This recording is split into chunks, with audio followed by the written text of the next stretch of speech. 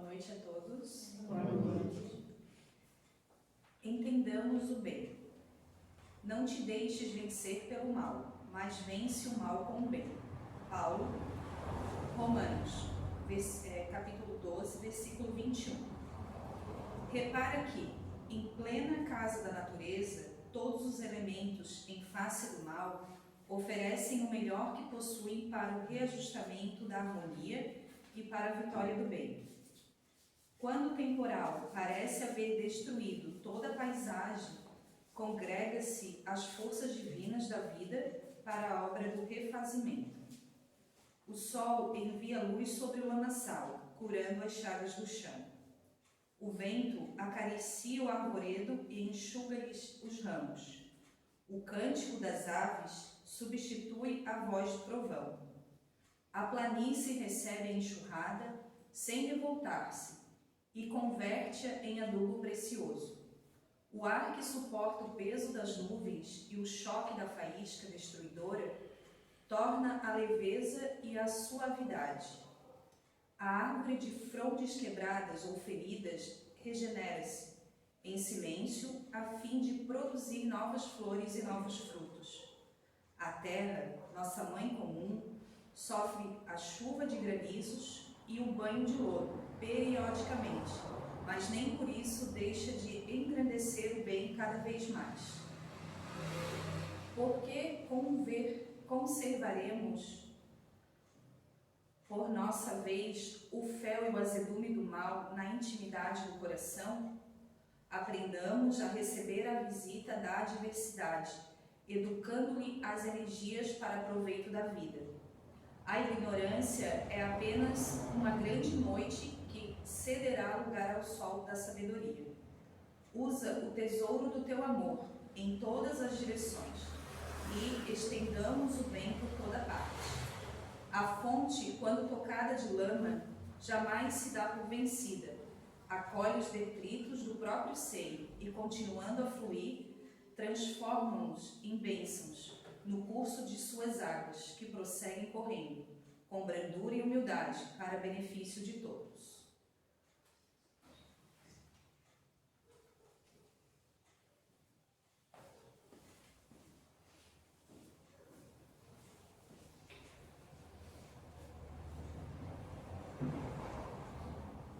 Boa noite, queridos irmãos.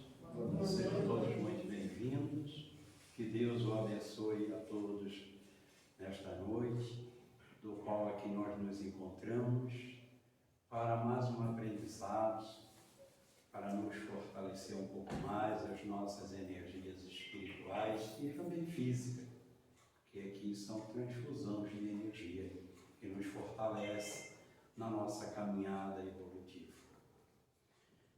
Para a alegria de todos nós, mais uma vez, já com bastante tempo, já estava nos deixando saudade, temos o nosso querido Divaldo Souza. Divaldo Souza é um fiel servidor dentro do movimento espírita e um divulgador da doutrina espírita.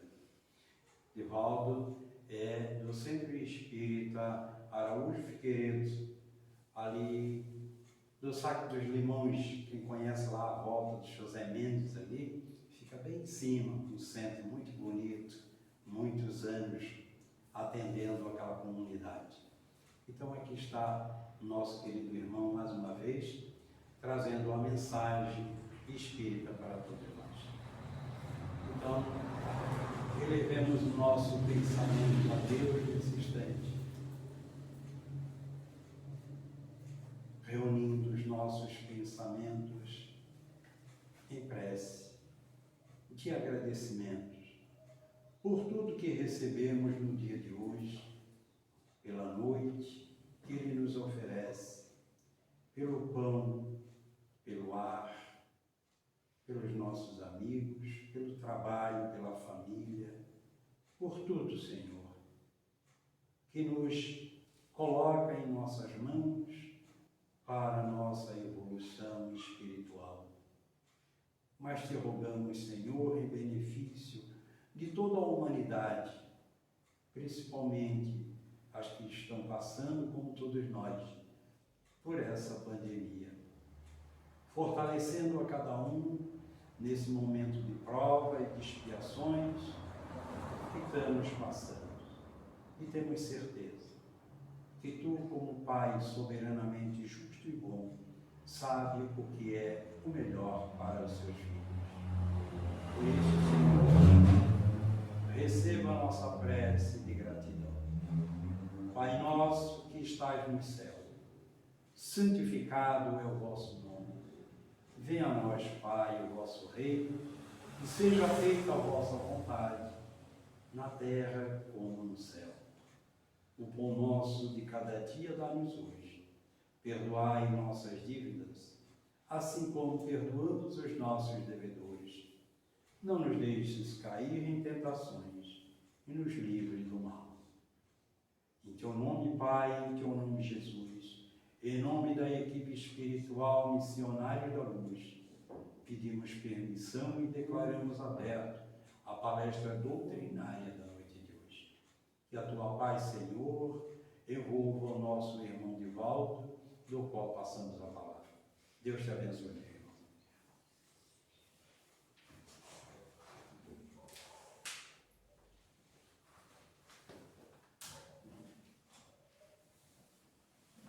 Boa noite a todos. Boa noite. Vamos falar em torno do livre-arbítrio. Nós fomos, em obras póstumas, inicialmente buscar um conceito sobre o livre-arbítrio. Obras póstumas, capítulo 3, item 16. Para quem não sabe, Obras póstumas é uma obra importantíssima dentro do nosso movimento espírita. Não é considerada uma obra básica, porque as obras básicas são, por ordem de publicação, o Livro dos Espíritos, o Livro dos Médiuns, o Evangelho segundo o Espiritismo, o Céu, o Inferno e a Gênese. Essas são as 5 obras básicas. É a doutrina dos Espíritos, onde Allan Kardec, sabemos, foi o seu codificador. Mas a par das obras básicas, Allan Kardec fazia suas anotações particulares, conceitos que ele próprio, na interpretação dos assuntos aos quais ele recolhia, ele procurou fazer essas anotações, conceitos próprios em torno da filosofia, em torno da ciência, e que ele deixou guardado com ele. E não deu tempo, provavelmente, dele fazer uma publicação, sendo como obra dele, não como obra dos Espíritos, mas obra dele. Então, por isso o título Obras Póstumas. Quando Allan Kardec desencarnou, chegou ao conhecimento dos amigos, através da sua esposa, e eis que eles reuniram essas informações e publicaram. Por isso o título Obras Póstumas, após o seu desencarne. Tem uma importância grande, imaginemos nós. Nós não admiramos as obras do Divaldo Franco, do Raul Teixeira, Ivone Pereira e por aí afora. Imaginemos as obras publicadas, porque tem a Viagem Espírita, o que é o Espiritismo, que são obras de Allan Kardec. Nós vamos imaginar pela sua elevação espiritual, pelo seu nível de discernimento, podemos concluir o conteúdo daquilo que ele escrevia. Daí nós vamos pensar nessa obra, esse conceito inicial, que é bem simples, bem resumido até o conceito, nós resumimos o conceito. Ele fala assim, livre-arbítrio é a liberdade de fazer ou deixar de fazer. Fazer ou não fazer. De seguir tal ou tal caminho para o seu adiantamento, o que é um dos atributos essenciais do Espírito. Então, simples. É a liberdade de fazer ou não fazer, de seguir tal ou tal caminho para o seu adiantamento. Esse para o seu adiantamento tem uma importância grande, porque nós vamos fazer uma comparação do livre-arbítrio dos animais e do ser humano. Mas os animais possuem livre-arbítrio? Obviamente que o livre-arbítrio dos animais é restrito à condição inferior em que eles se encontram na evolução, porque o animal tem liberdade. O animal tem liberdade. Nós vamos demonstrar a diferença do livre-arbítrio dos animais e do ser humano, do ser racional. Portanto, o animal tem tanta liberdade que, se nós colocarmos uma vasilha com ração à frente dele para que ele coma, se ele não tiver fome, gente, ele não vai comer. Ele vai decidir por não comer. Mas se o animal tiver fome e se nós não der comida, ele é capaz de pular em cima de você para tirar aquilo que está na sua mão, se ele estiver com fome. Se ele estiver com fome, ele vai sair em busca, né, de alimento em qualquer lugar, ele vai em busca do alimento porque ele sente a fome. Então, o livre-arbítrio nos animais, ele está condicionado à sua subsistência. O animal utiliza da sua liberdade de agir ou de não agir, de sair correndo atrás dos carros ou de não sair, de atacar para a sua defesa ou de se defender. Esse livre-arbítrio atrelado ao instinto propriamente dito, instinto de conservação, instinto de preservação. Então nós vamos perceber que ele tem uma liberdade, o animal tem essa liberdade, mas ela é muito restrita, ela é condicionada ao seu nível inferior, portanto ele não tem a razão, ele não tem o discernimento. Vejamos que mesmo tendo a liberdade, o animal vai se conduzir da mesma maneira por instinto, ainda que ele tenha liberdade. Por exemplo, o João de Barro sempre vai fazer o ninho da mesma maneira. Por quê? Porque é a lei divina, através do próprio instinto, que faz com que eles ajam daquela maneira. Os cardumes de peixe, já perceberam os cardumes? Eles se aglomeram em cardumes, para que haja para que ele possa se proteger, para que os peixes possam se proteger dos seus predadores. Então eles ficam em cardumes e circulam, vão para um lado, vão para o outro, circulam de uma maneira, de outra, conforme a espécie de peixe. Então nós vamos perceber que há atos combinados, instintivos, mas que há liberdade para fazer. Daí nós vamos perceber que no ser humano é diferente o livre-arbítrio, porque o ser humano é capaz de ter o pensamento continuado. Nós agimos no hoje, mas esse hoje, essa nossa ação no presente, pode sofrer influência do análise que a gente faz do passado. Então, por exemplo, há muitos anos atrás, eu posso ter agido de tal forma e aquilo não foi legal. Não me trouxe um resultado positivo, ao contrário, trouxe prejuízo, seja para mim ou para alguém. Então, surge uma situação parecida no presente, eu posso raciocinar, eu posso buscar na memória. O animal não vai buscar na memória, o animal vai vivenciar o presente. Ele não tem como fazer comparação do passado, do presente, e o animal também não se programa para o futuro. Ele apenas age instintivamente. Então ele tem a sua liberdade restrita. O ser humano não. Por que estamos dando ênfase a essa comparação? Para demonstrar a responsabilidade que a gente tem. A responsabilidade diante do livre-arbítrio. O livre-arbítrio não são somente as ações, porque a gente tem um conceito de a liberdade de fazer ou deixar de fazer, seguir tal caminho ou tal outro caminho. Vai mais além, vai também no pensamento. Nós temos o livre-arbítrio, onde os nossos pensamentos também vão contribuir, gente, diante das decisões que nós vamos tomar. O pensamento é criador. Nós temos liberdade para pensar. Mas esse pensamento, nós já falamos, nós criamos com o pensamento. Há criações do pensamento que, se continuado, pode nos favorecer ou pode nos prejudicar muito. O pensamento negativo, quando alimentado, nós temos a liberdade. Nós não precisamos pensar negativo. Como temos a liberdade, nós queremos pensar negativo. Então nós precisamos saber que o pensamento negativo, continuado, vão gerar consequências negativas. Então eu posso pensar o que eu quiser, da maneira que eu quiser, mas eu preciso saber que com o pensamento eu alimento a atmosfera fluídica e eu acabo me envolvendo em energias perniciosas que eu próprio criei. E eu, através desses pensamentos negativos, eu acabo criando essa atmosfera negativa para mim, que vão me gerar muitas consequências. Uma delas nós vamos citar mais à frente, mas no mínimo estar ligado a essa atmosfera pesada, densa, que é um mundo inferior. A atmosfera por si só já é negativa, pesada, diante do egoísmo, diante do orgulho, da vaidade, da ambição, que nós precisamos mudar essa atmosfera de pensamento. Então, aquele que consegue pensar positivo, ele pensa acima disso, ele não se envolve. E, portanto, quem pensa positivo contribui para o melhoramento da atmosfera que nos envolve a Terra, mas sobretudo pela sua própria atmosfera fluídica. Quando nós pensamos, nós vamos eleger as energias que estão à nossa volta. Daí, um espírito superior ou o próprio médium preparado poderá ver, através da aura, essa energia. A coloração pode-se saber se a pessoa está no seu clima, um clima negativo, se está no clima bom, se a criatura é uma pessoa positiva, se ela é negativa, se ela só pensa no mal, se ela só quer fazer o mal. É perceptível, gente. Em nível perispiritual, através da energia, é possível saber. Daí então, nós podemos nos enganar aqui, ou entre os encarnados, mas para o plano espiritual não há como enganar, porque as energias nossas, por si só, já denunciam.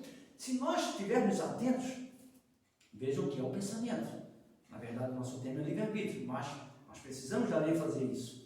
O pensamento, gente, é tão importante nós cuidarmos do pensamento, que muitas vezes nós não temos esse conhecimento científico que a doutrina passa, mas nós chegamos perto de alguém e nos sentimos mal. É ou não é? O indício é que a gente se sente mal. Quem pensa muito negativo, ele tem uma energia doentia. Aquele que se aproxima vai sentir, que tem uma sensibilidade, vai sentir energia negativa. Tanto que a gente às vezes gira, vem aquele chato, nossa, só fala em doença, só faz isso, faz aquilo, só pensa no mal, só critica os outros, está sempre reclamando da vida. A gente não escapa dessas pessoas que nós não estamos julgando, porque nós agimos assim também em determinados momentos da vida, mas a gente logo percebe, nossa, agora quando é uma pessoa feliz, alegre, positiva, mesmo diante das adversidades, procura elevar o seu pensamento, procura ajudar o próximo, as pessoas se sentem bem perto dela. A gente quer estar sempre junto, conversando. Às vezes a gente conversa com irmãos nossos, espíritas, mais antigos, de longa data, pessoas que viveram uma vida correta, e a gente começa a conversar sobre espiritismo, nossa, a hora vai passando, a gente não percebe quando vê. Uma vez conversando com meu pai, disse, pai, já é 2 horas da manhã, tem que trabalhar amanhã. Eu estava conversando, a conversa estava tão empolgante que fomos até 2 horas da manhã conversando. E aí eu percebi no horário, aí o pai disse, estavas conversando, eu fui deixando, né? Eu estou aposentado. Na época eu não estava, meu pai estava, eu estou aposentado. Estás perguntando, eu estou respondendo e está desinteresse. E aí eu quero, não, vou para casa dormir. Mas a conversa foi tão interessante que a hora passou rápido, gente. Conversa saudável, energia boa, a gente fica feliz. Daí então, a ação propriamente dita, aí então, gente, a ação pode nos comprometer ainda mais. Porque o pensamento, nós podemos pensar, mas podemos corrigir no meio do caminho. O pensamento está negativo e eu posso refletir, eu tenho essa liberdade, eu tenho livre-arbítrio, eu posso decidir. Olha o conceito de Allan Kardec, de fazer ou não fazer, de seguir tal caminho ou outro caminho. No pensamento eu tenho essa possibilidade de mudar. Não quero mais pensar isso. Eu vou mudar isso, mas eu estou com uma energia muito ruim, estou com os pensamentos ruins. Coloque uma música boa, faça uma boa leitura, saia do clima. Você pode mudar. Agora, a ação negativa depois de feita, aí infringiu a lei divina. Pode tentar reaver o problema, resolver o problema depois, mas aquela ação não volta. Aquela ação ficou registrada. Você pode pedir perdão, você pode tentar corrigir o erro, mas a ação ficou ali. A lei de causa e efeito vai nos atingir, vai nos trazer de volta. Portanto, a ação é mais complicada. A criatura precisa se refazer. Então ela pode, lógico, se refazer, voltar a agir no bem, procurar retificar o erro. Ela tem essa possibilidade, no mundo de escola, no mundo de aprendizado. Mas enquanto der para já frear no pensamento, faça.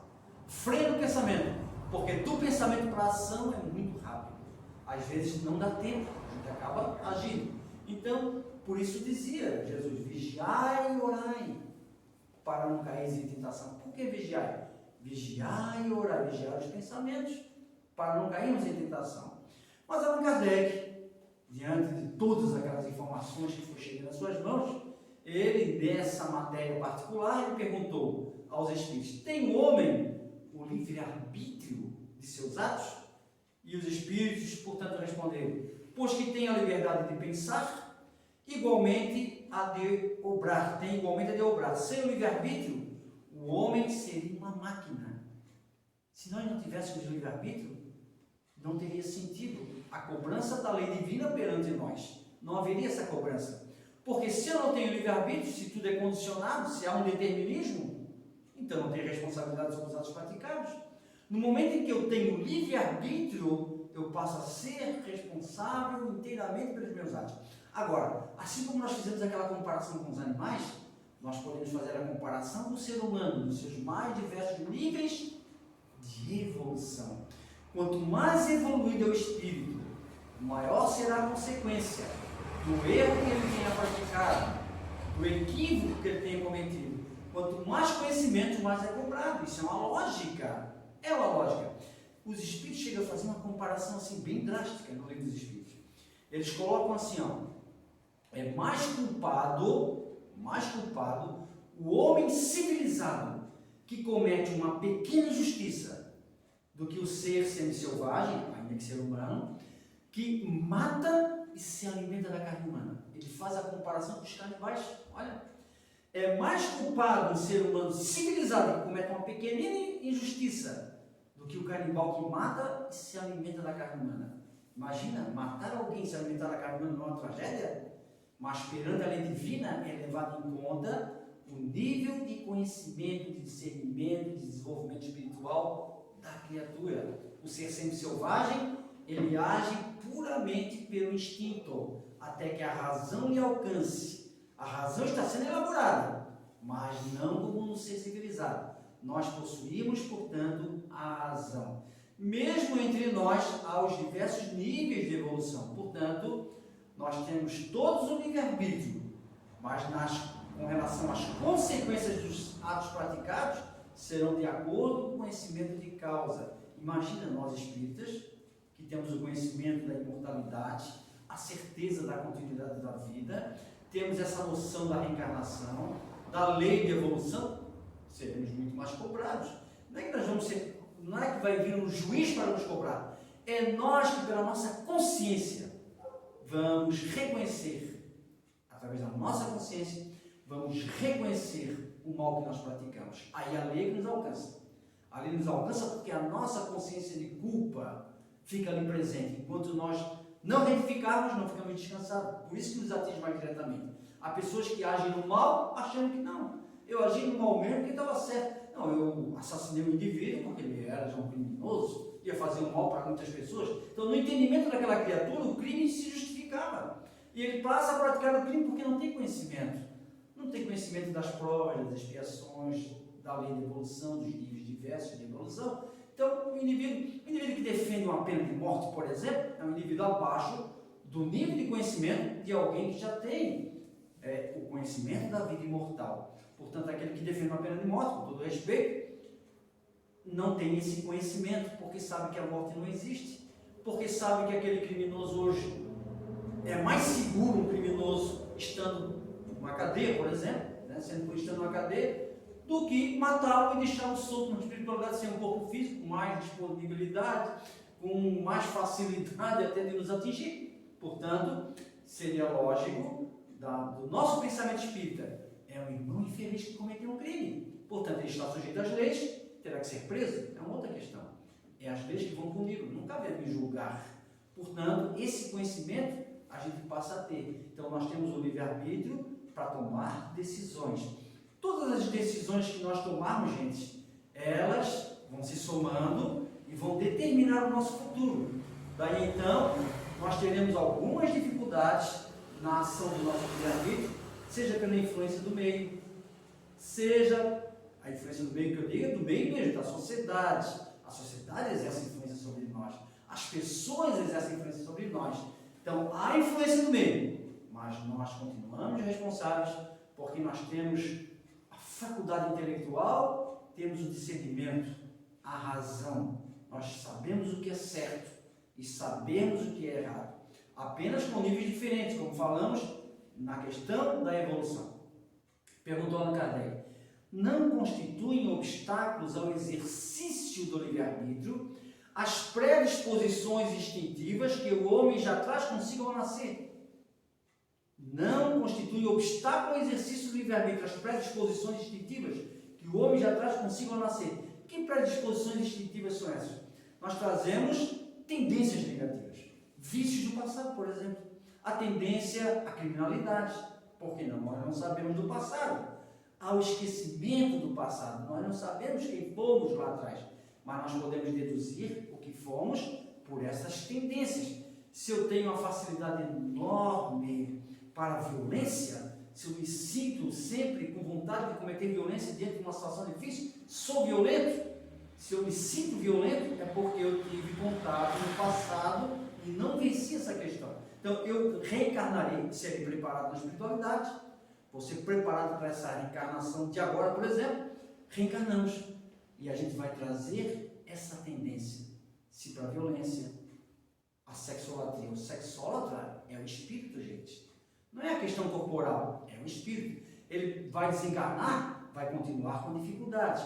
Ele vai participar de grupos de estudo, vai ser resgatado, vai ser auxiliado no plano espiritual, passar por tudo aquilo que ele já sabe, vai. Mas ele é que vai ter que melhorar nas futuras reencarnações. Ele terá, portanto, oportunidades na Terra para vencer os males.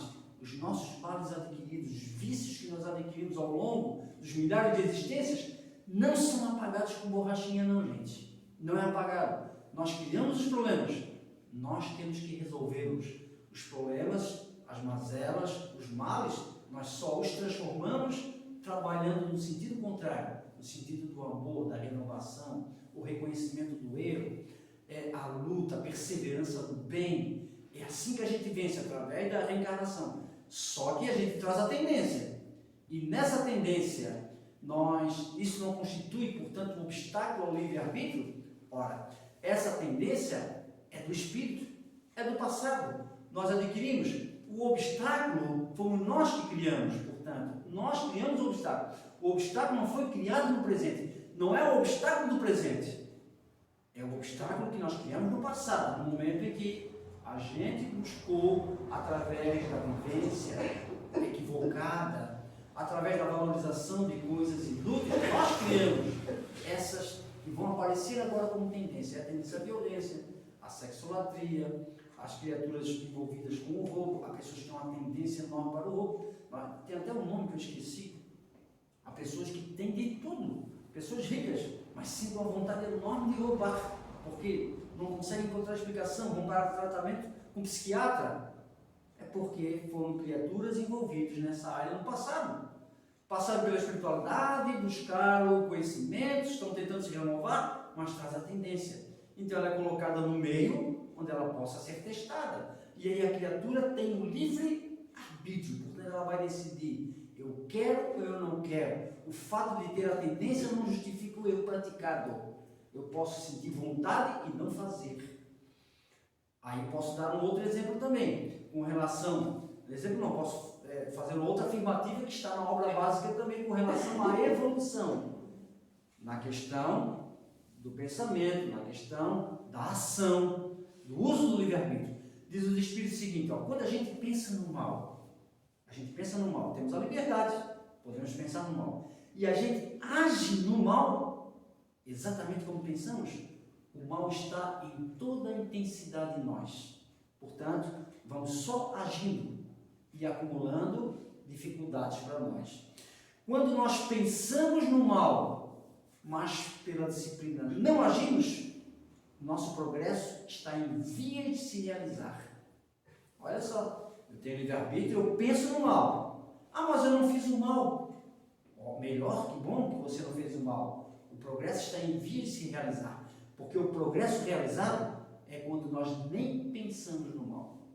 Mas fiquem tranquilos todos, fiquemos todos tranquilos, porque estamos matriculados numa escola onde é comum. Não digo que seja normal, que se eu digo que é normal, está na natureza. Não está na natureza. Nós temos a liberdade de pensar. Então é comum nós pensarmos ainda negativamente. É comum alimentarmos pensamentos maus. É comum, porque o mundo é inferior. Ainda que em processo de regeneração, é o mundo inferior. Então é comum se ter pensamentos negativos. É comum nós nos debruçarmos em algum momento em situações negativas no pensamento.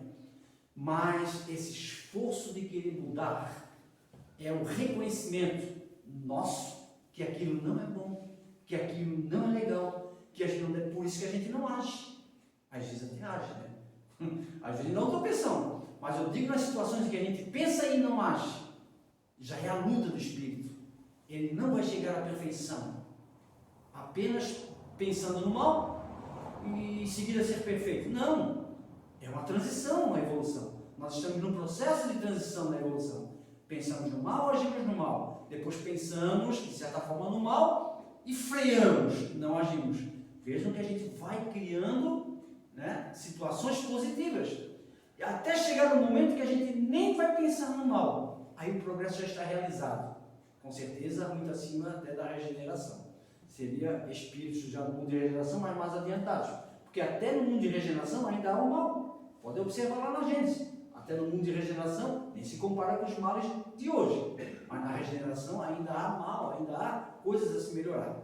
Daí nós vamos perceber que só depende de nós mudar a nossa vida em todos os sentidos. Só depende de nós criar um clima positivo dentro de casa. As pessoas reclamam. Puxa, lá dentro de casa é uma confusão. Nossa, é uma confusão. Nós podemos mudar isso. Reúna a família. Quem sabe uma vez na semana, naquele mesmo dia, naquela mesma hora, faz o evangelho no lar. Vai ser um poderoso auxiliar. Procure ter hábitos saudáveis dentro de casa. Os pais têm a obrigação de dar exemplo. Não basta só dizer ao filho, faça isso ou aquilo. Dê exemplo. Viva respeitosamente dentro de casa. Você vai mudar o seu ambiente.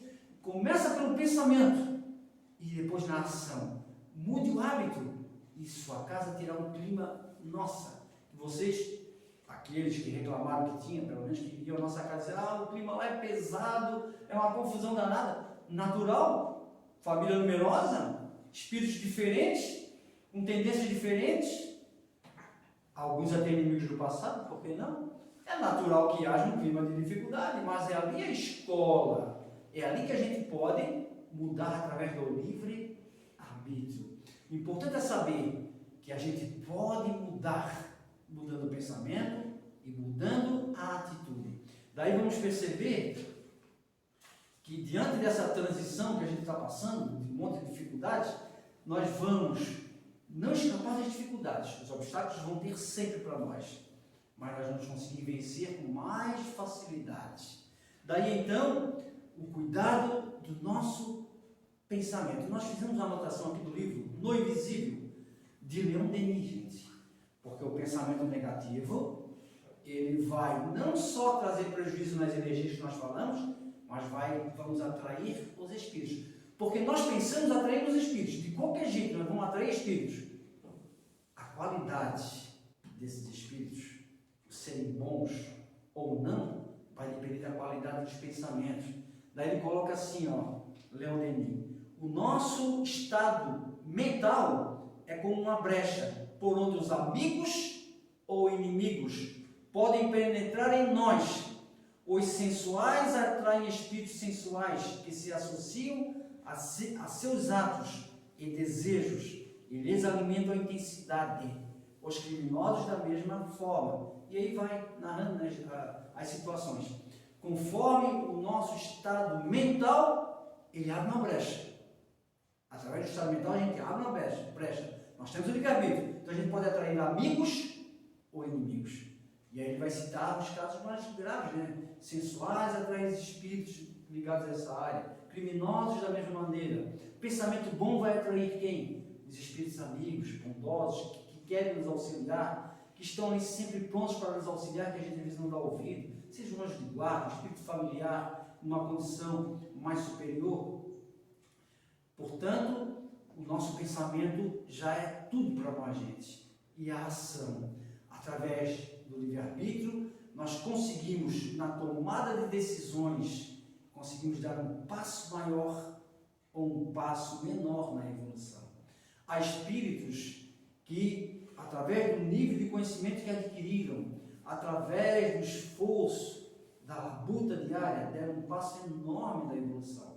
Diversos espíritos, diversos exemplos, a gente encontra na própria história de espíritos que deram uma alavancada no progresso, porque amadurecidos, eles resolveram, pelo conhecimento, mudar. E nós podemos também mudar. Perguntou ainda Allan Kardec sobre os atos da vida. Nenhuma influência exerce o organismo? Nós temos o livre-arbítrio. Se é que o nosso organismo exerce alguma influência no nosso livre-arbítrio, e os espíritos respondem, essa influência existe. Se essa influência existe, não será exercida com prejuízo do livre-arbítrio? A continuidade da pergunta. Então, sobre os atos da vida humana, influencia sobre os atos da vida humana e exerce influência no organismo, e se essa influência existe, não será exercida com prejuízo do livre-arbítrio? Ou seja, se eu tenho um organismo que exerce influência, não vai exercer influência sobre o meu livre-arbítrio? E os espíritos responderam, é inegável que sobre o espírito exerce influência a matéria, que pode até embaraçar as manifestações. Daí vem que nos mundos onde são mais evoluídos os corpos, menos influência tem. Vai falar que a resposta é muito longa aqui. Só a gente precisa não perder de vista que as faculdades são do espírito. O organismo exerce influência. Imaginemos, se nós somos viciosos, se nós estamos muito presos a um vício material, por exemplo, é óbvio que haverá uma dependência. As drogas, por exemplo, haverá uma dependência física, haverá uma dependência psíquica, o organismo vai exercer uma influência. Mas a raiz do mal está no espírito, que se viciou. Portanto, esse espírito, ele terá um arrastamento ao mal. A influência do organismo lhe dará um arrastamento ao mal, mas não um arrastamento que seja irresistível. Não, porque a sua vontade pode prevalecer. Mesmo diante da influência do organismo, a vontade do espírito pode prevalecer se ele quiser. Tanto que temos diversos exemplos de pessoas que caíram no vício, fizeram tratamentos, levaram a sério o tratamento, pelo esforço, pela dedicação, muita luta, e venceram. Hoje pessoas estão na sociedade, formaram famílias. Outros, infelizmente, não conseguem vencer. Mas não esqueçam, seja viciado, seja doente, é sempre o espírito. O corpo apenas recebeu o contragolpe da ação do espírito. Porque o corpo propriamente dito não tem inteligência. O corpo não tem movimento, quem movimenta é o espírito. Portanto, o espírito é responsável. Só não é responsável pelos atos em uma existência aqueles em que há aberração das faculdades. Por exemplo, o doente mental. Aquele que não tem discernimento, ele não pode ser responsabilizado pelos atos. É comum a criança, que às vezes comete um crime, pelo menos em países, na Europa, por exemplo, Estados Unidos, com 12 anos, muitas vezes já responde crimes. Mas, de uma maneira geral, em ter idade, as crianças que são responsáveis são os pais. Por quê? Porque ainda não tiveram tempo, o discernimento, ainda o amadurecimento. Daí, então, aquele que, por expiação, ficou comprometido do raciocínio, ele não pode ser responsabilizado pelos seus atos. Esses são exceção no planeta, gente. Na grande maioria somos nós que pensamos, que raciocinamos, e, portanto, nós somos responsáveis pelo nosso ato, pelo nosso pensamento. O livre-arbítrio pode nos alavancar um progresso extraordinário, mas ele pode comprometer uma existência. Nós podemos comprometer, através do livre-arbítrio, podemos comprometer a existência, gente. Como podemos alavancar essa subida, esse progresso, que é o nosso objetivo, é progredir. Nós vamos progredir, gente. Até pode estacionar por um período, mas o progresso é inevitável, porque nós fomos criados por Deus. E criados por Deus, o nosso destino é a perfeição. É só uma questão de tempo. Quem quiser atrasar o caminho, quem quiser pegar atalho, pode pegar. Vai demorar mais, mas o dia vai chegar. Que Deus nos ilumine e nos proteja agora sempre.